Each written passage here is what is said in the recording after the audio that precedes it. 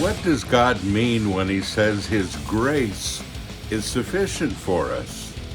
Coming up next on Pastor Bob's Coffee Break.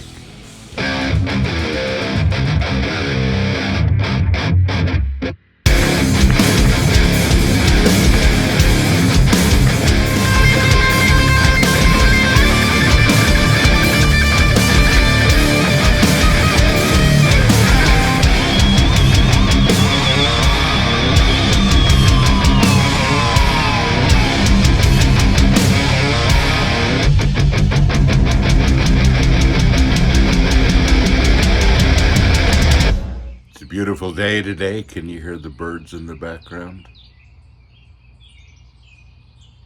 Yeah, that's awesome, isn't it? I love that sound. Never gets old. So, great question for today. What does God mean when he's talking to Paul about how his grace is sufficient for him? What does grace mean to us as God's children? Aren't we children with thorns? Yes, we are. We're children with thorns, and God's grace is for children with thorns. Yeah, absolutely. Folks, we could spend hours and days talking about grace and never even scratch the surface for a couple reasons. One is that it's huge, and the second is that we don't fully understand it. It's one of those things that if I had lists of categories, it would be in the category of too good to be true. Except it is. It is something that God gave us, a gift so huge and so wonderful, so massive, and so all-encompassing that it seems almost too good to be true. Jesus died on the cross for us so that we could be forgiven and that God's grace could be imparted to us. His unmerited favor, something we didn't deserve. Well, our viewer is actually talking about 2 Corinthians chapter 12 and verse 9. But he said to me, my grace, my favor, my loving kindness, my mercy is enough for you. It's sufficient against any danger. It enables you to bear the trouble manfully. For my strength and power are made perfect. They're fulfilled. They're completed. And they show themselves most effective in your weaknesses. That's when you're going to see it the most, because that's when it's obvious. When you're weak, he is strong.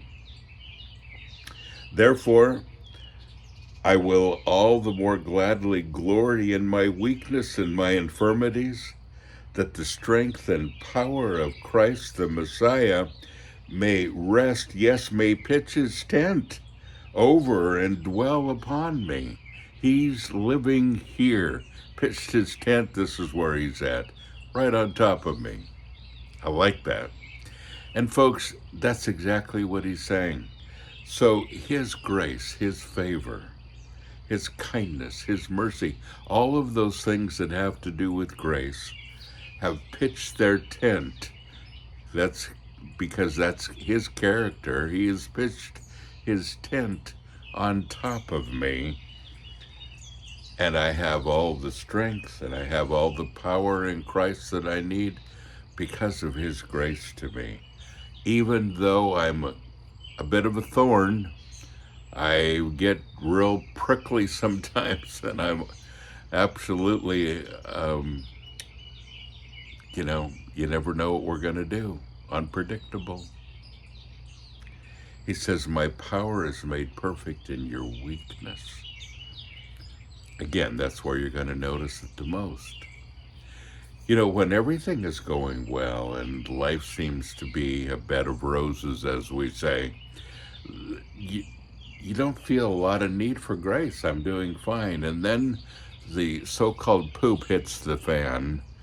Life goes a little sour and you find yourself in a predicament. And you say, Lord, I need some help. And he goes, I've been right here the whole time. I was here in your happiness and your euphoria, and I'm also here in your grief and in your frustration. But it's more obvious then. Why? Because that's when we realize we need it the most. The truth is, we need it the most all the time. So the visual I want you to take with you today is that his tent is camped right on top of you. This is where he lives.